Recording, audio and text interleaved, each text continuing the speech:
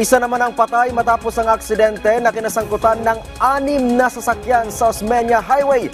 Ang biktima, magdi-deliver lang sana nang mangyari ang insidente. Si Denise Osorio sa detalye.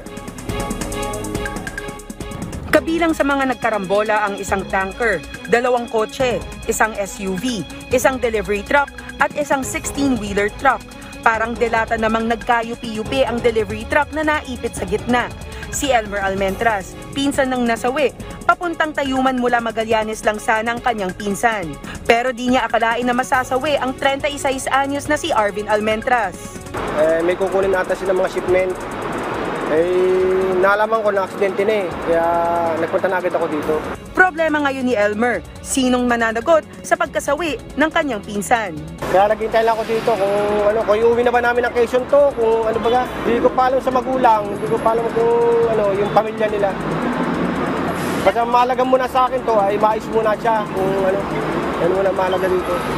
Para siguro mapag-usapan yan. Iniimbestigahan na ng mga otoridad ng Makati City ang pangyayari. Samantala, naging mabigat na ang daloy ng trapiko sa kabaan ng Osmeña Highway. Magpapatupad naman ng rerouting ang Makati Public Safety Department para maibsan ang trapiko. Maganda dumaan sila sa may Vito Cruz. Vito Cruz along Vito Cruz, pwede sila dumaan. Saka yung Hilpuyat, saka yung Arnaiz. Pero yung mula Buendia up to Vito Cruz, South Super Highway, hindi sila makakadaan.